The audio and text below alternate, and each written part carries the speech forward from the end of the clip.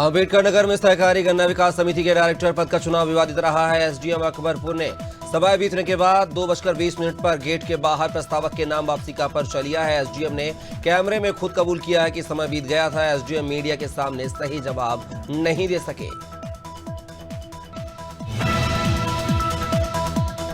रोहिणी जिले में के एंड काजू मार्ग थाना पुलिस की टीम ने बड़ी कार्रवाई करते हुए एक अपराधी को गिरफ्तार किया है। आरोपी के पास से एक कंट्री मेड पिस्टल बरामद हुई है। आरोपी हथियार के बल पर इलाके में वारदात को अंजाम देने की फिराक में था, लेकिन पेट्रोलिंग टीम ने आरोपी को गिरफ्तार कर लिया।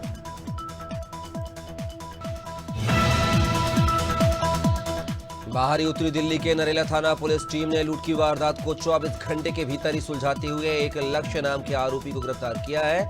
लक्ष्य ने सीडी डिलक्स बाइक पर 4 लाख की लूट की वारदात को अंजाम दिया था और मौके से फरार हो गया था।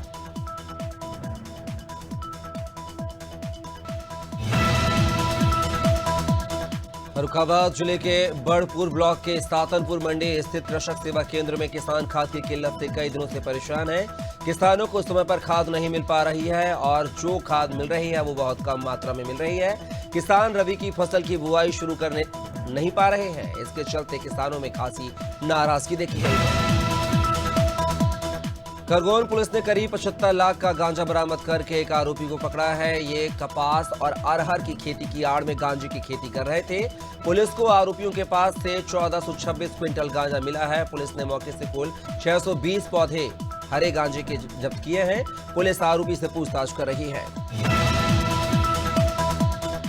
राजधानी लखनऊ में दबंगों के हौसले बुलंद हैं। ताजा मामला बख्शी का तालाब थाना इलाके के मौर्य नगर का है, जहां पर घर में घुसकर दबंगों ने महिला के साथ पिटाई की है और घर का सारा सामान सड़क पर फेंक दिया है। पीड़िता ने डायल 112 कंट्रोल रूम को घटना की जानकारी दी है। मौके पर पहुंची पुलिस ने मामले की जांच शुरू कर दी है। आबेदुल्लागंज में राष्ट्रीय स्वयंसेवक संघ ने पथ संचलन निकाला है, जिसमें कई स्वयंसेवकों ने भाग लिया है। पथ संचलन के दौरान सामाजिक और व्यापारिक संगठनों ने स्वयंसेवकों पर पुष्प वर्षा कर स्वागत किया है। यह पथ संचलन नगर के महावीर कॉलोनी से शुरू होकर नगर के प्रमुख मार्गों से होते हुए महावीर कॉलोनी में ही खत्म हुआ। फर्रुखाबाद में लड़की को बहला फुसलाकर भगा ले जाने वाला आरोपी पुलिस कस्टडी से फरार हो गया है। पुलिस ने आरोपी को लघु शंका कराने के लिए बाहर निकाला था। आरोपी पुलिस को चकमा देकर पुलिस गिरफ्त से कोतवाली की दीवार फांदकर फरार हो गया है। पूरा मामला फतेहगढ़ कोतवाली का है।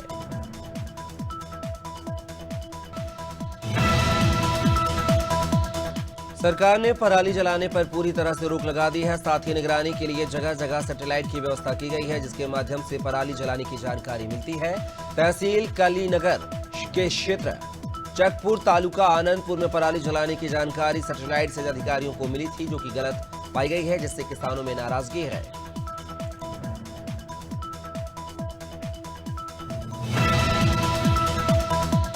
सहारनपुर कोतवाली के मोहल्ला मोहम्मद गौरी में एक दूध की डेयरी में चोरों ने लगभग 20,000 रुपए की नकदी चुरा ली है। यह घटना चौधरी सिनेमा के पास हुई है और सीसीटीवी कैमरे में कैद हो गई है। दुकान के मालिक ताहिर मलिक ने पुलिस से मामले की शिकायत की है। पुलिस ने मामला दर्ज कर घटना की जांच शुरू कर दी है।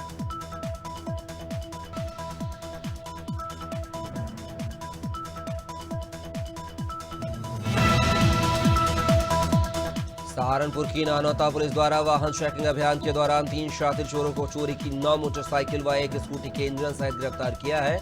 बता दें, नानौता थाना प्रभारी अमित नागर के द्वारा लगातार थाना क्षेत्र में चेकिंग अभियान सर्च ऑपरेशन चलाया जा रहा है, जिसके चलते पुलिस को ये बड़ी सफलता हाथ लगी है।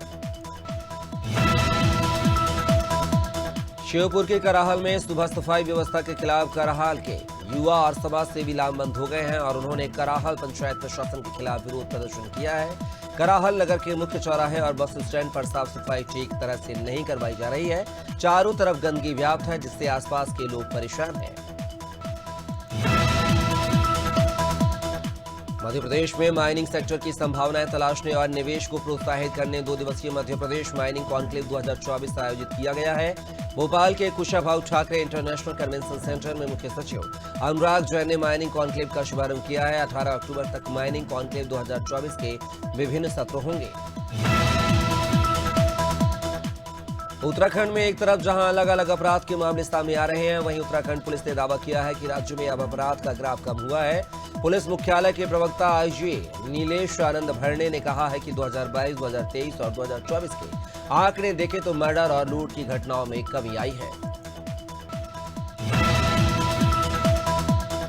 मसूरी देहरादून विकास प्राधिकरण की अवैध प्लॉटिंग पर कार्रवाई लगातार जारी है। एमडीडीए उपाध्यक्ष बंशीधर तिवारी ने अधिकारियों को नियमों की अनदेखी करने वालों पर सख्त कार्रवाई के निर्देश दिए हैं। इसी कड़ी में 25 बीघा जमीन पर की गई प्लॉटिंग पर जेसीबी चलाकर कार्रवाई की गई है और अवैध निर्माण को सील किया गया है। आज लखनऊ में महर्षि वाल्मीकि जयंती के मौके पर समाजवादी पार्टी के राष्ट्रीय अध्यक्ष अखिलेश यादव ने नूर मंजिल स्थित महर्षि वाल्मीकि की प्रतिमा पर माल्यार्पण किया है। वहीं मीडिया से मुखातिब होते हुए अखिलेश यादव ने बहराइच में हिंसक घटना को शासन प्रशासन का फेलियर बताया है। वहीं मिल्कीपुर में उपचुनाव टलने पर अखिलेश यादव ने इसे बीजेपी की साजिश करार दिया है। शहडोल जिले के नौगांव गांव में पानी की मांग को लेकर आदिवासी किसान 15 अक्टूबर से धरने पर बैठे हैं। ग्रामीणों का आरोप है कि एसईसीएल प्रबंधन बिना किसी जानकारी के जमीन के अंदर से कोयला निकाल रहा है, जिससे जमीन खोखली हो गई है। इस स्थिति के कारण तालाब सूख रहे हैं और बोरवेल धंस गए हैं। मध्य प्रदेश में कांग्रेस के विधायक बाबू जंडेल अपने बयानों से अक्सर चर्चा में रहते हैं। 2 दिन बाद फिर उनका एक वीडियो सामने आया है जिसमें वे भगवान शिव पर विवादित बयान देते नजर आ रहे हैं। बीजेपी के प्रवक्ता नरेंद्र सलूजा ने यह वीडियो शेयर किया है जिसमें बाबू जंडेल भगवान शंकर पर विवादित टिप्पणी करते हुए नजर आ रहे हैं।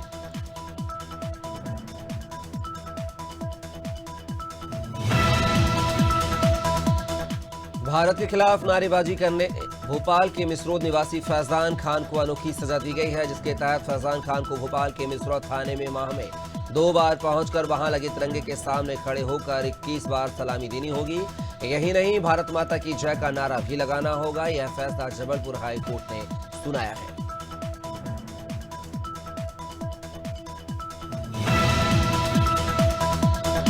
केंद्रीय राज्य मंत्री तोखन साहू चुनावी दौरे के लिए झारखंड रवाना हुए हैं। इससे पहले तोखन साहू ने मीडिया से चर्चा की है। उन्होंने प्रदेश में धान खरीदी को लेकर कांग्रेस पर सवाल उठाते हुए कहा है कि बीजेपी किसानों की सरकार है, सरकार पूरा धान खरीद रही है, लेकिन भूपेश बघेल अपने कार्यकाल में किसानों को परेशान करते थे।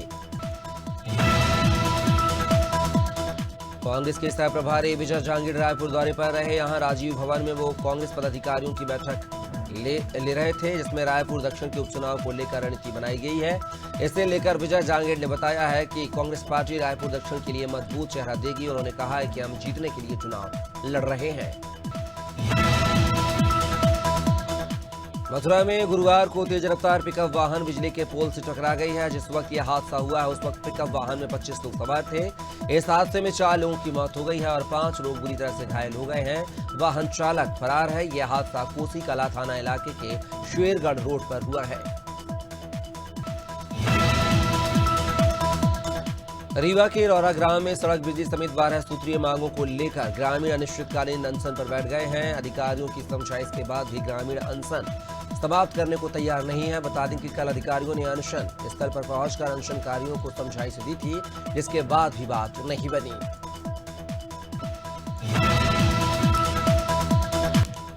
सहारनपुर के चिलकाना मार्ग पर खनन से भरे डंपर ने ट्रैक्टर को टक्कर मार दिया। हादसे में ट्रैक्टर चालक गंभीर रूप से घायल हो गया है। वहीं हादसे की सूचना के बाद भारतीय किसान यूनियन के कार्यकर्ताओं ने मौके पर पहुंचकर खनन भरे वाहनों पर रोक लगाने की मांग करते हुए सड़क पर जाम लगा दिया।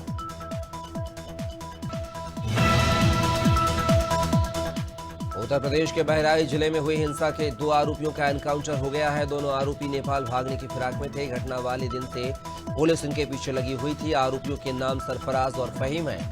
दावा किया जा रहा है कि दोनों आरोपी बहराइच हिंसा में मारे गए रामगोपाल मिश्रा की हत्या में शामिल थे। आरोपियों ने अपने साथियों के साथ मिलकर रामगोपाल पर गोली चलाई। संभल कोतवाली क्षेत्र के चौधरी सराय में महिला ने पुलिस चौकी के बाहर खुद को आग लगा ली है। महिला का कहना है कि वह अपने प्रेमी से शादी करना चाहती है। महिला ने प्रेमी पर शारीरिक शोषण करने के आरोप भी लगाए हैं, लेकिन पुलिस उसकी कोई मदद नहीं कर रही है। इससे आहत होकर महिला ने जान देने की कोशिश की।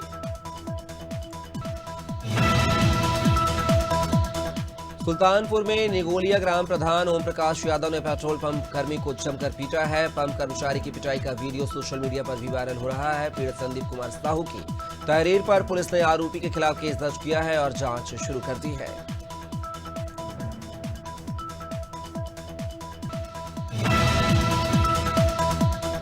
मसूरी में वाल्मीकि समाज उत्थान सभा ने वाल्मीकि जयंती धूमधाम से मनाई है। इस अवसर पर मसूरी लाइब्रेरी कैंपटी रोड स्थित वाल्मीकि मंदिर में विशेष पूजा अर्चना की गई। इसके बाद मसूरी सनातन धर्म मंदिर से गांधी चौक तक भगवान वाल्मीकि की भव्य शोभा यात्रा निकाली गई, जिसमें वाल्मीकि और सभी समाज के लोगों ने हिस्सा लेते हुए भाईचारे का संदेश दिया।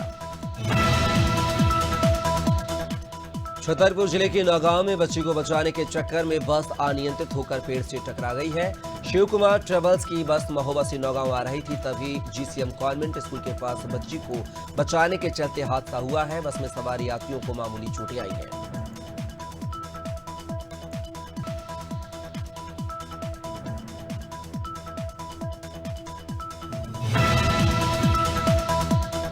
बांदा में शहीद जवानों के गांव में पक्की सड़क नहीं बन पाई है, जिसके कारण ग्रामीण अनशन पर बैठ गए हैं। ग्रामीणों का कहना है कि उनके गांव के जब 2 जवान शहीद हुए थे, तब भाजपा सांसद और विधायक ने गांव में आकर विकास के वादे तो किए, लेकिन आज तक एक भी वादा पूरा नहीं किया है। मामला नरैनी क्षेत्र के तेरा और महुटा गांव का है।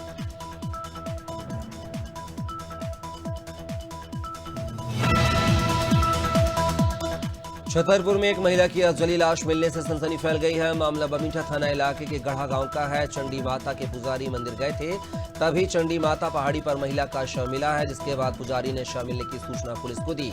खबर मिलते ही पुलिस के आला अधिकारी मौके पर पहुंचे और पुलिस ने शव को कब्जे में लेकर पोस्टमार्टम के लिए भेज दिया है। बहराइच हिंसा को लेकर अखाड़ा परिषद अध्यक्ष रविंद्र पुरी का बड़ा बयान सामने आया है। उन्होंने बहराइच की घटना को दुर्भाग्यपूर्ण बताया है। उन्होंने कहा है कि धार्मिक यात्राओं पर पथराव और गोलियां चलाई जा रही हैं। ऐसे अराजक तत्वों से सरकार को सख्ती से निपटना चाहिए। उन्होंने कहा कि आगामी कुंभ में किसी भी गैर हिंदू की दुकान नहीं लगने देंगे।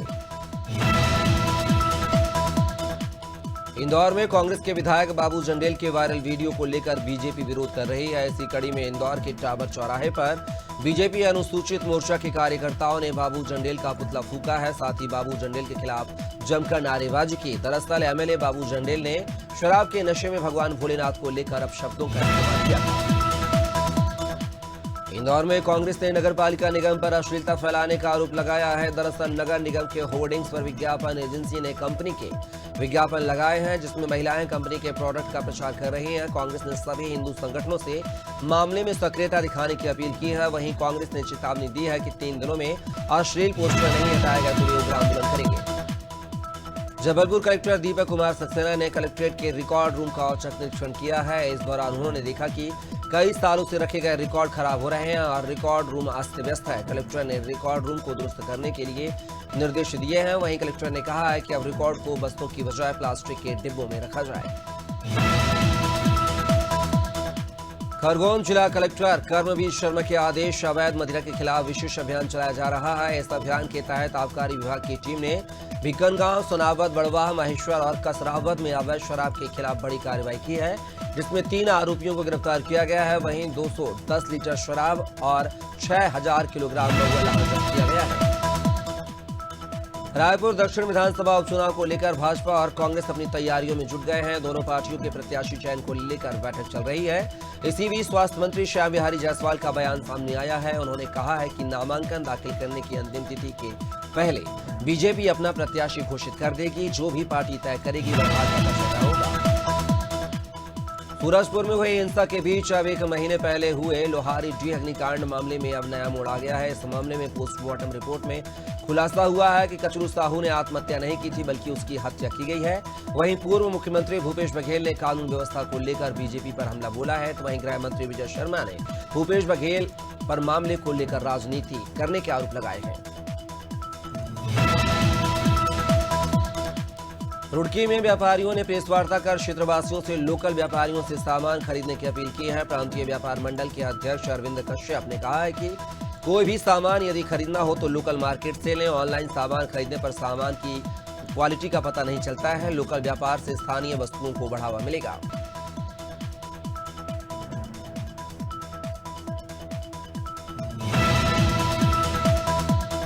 रिहाइश में रामगोपाल मिश्रा की हत्या करने वाले आरोपी सरफराज के साथ पुलिस की मुठभेड़ हो गई है, जिसमें मुख्य आरोपी सरफराज और तालिब गोली लगने से घायल हो गए हैं। बताया जा रहा है कि आरोपी सरफराज नेपाल भागने की फिराक में था।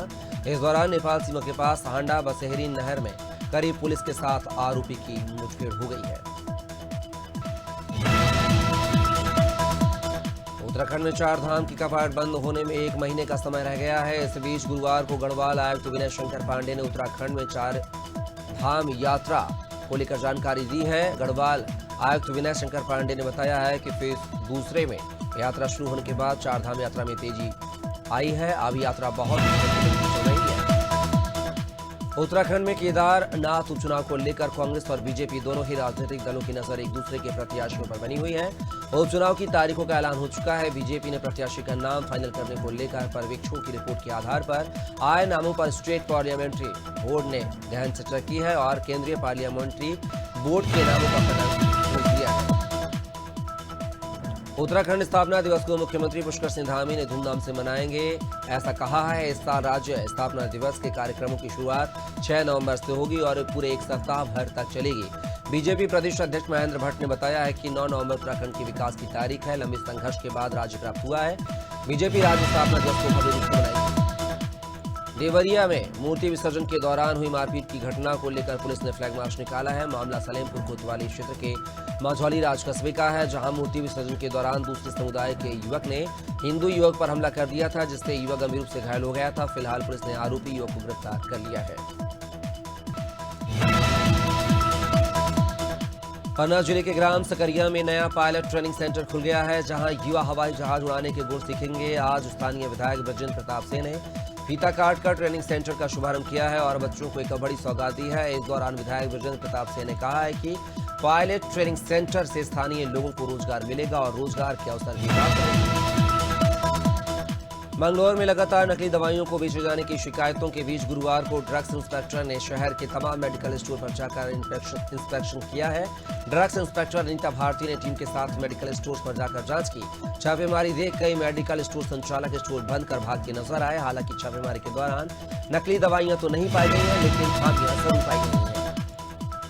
हरदोई जिले में बेनीगंज कोतवाली क्षेत्र के भगवंतापुर गांव में अधेड़ युवक की दिन दहाड़े गोली मारकर हत्या कर दी गई है। लोगों के बताए अनुसार मृतक रामविलास यादव अपने खेत पर था, तभी किसी ने उसे गोली मार दी है, जिससे मौके पर ही उसकी मौत हो गई है। मामले को संदिग्ध मानकर पुलिस जांच में जुटी हुई है।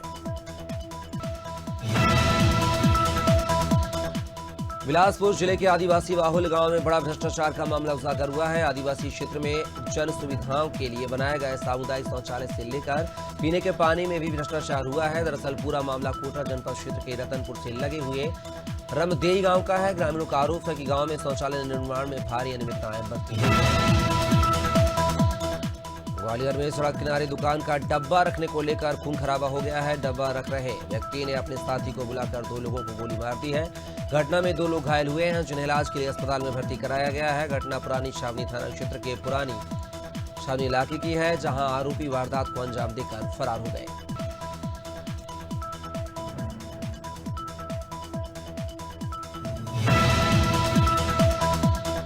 कौशाम्बी की करारी पुलिस ने चोरी के विद्युत तार के साथ 6 बदमाशों को गिरफ्तार किया है। जब्त की गई विद्युत तार जिसकी कीमत 10 लाख रुपए बताई जा रही है। दरअसल पुलिस को सूचना मिली थी कि ठेकेदार वीरेंद्र कुमार सेन ने साथियों के साथ मिलकर लाखों रुपए के बिजली के तार की चोरी कर ली है। सूचना के बाद पुलिस ने तत्परता दिखाते हुए नेवारी के पास से 2 लोडर वाहनों को रोका है, जिसमें चोरी के तार बरामद हुए हैं।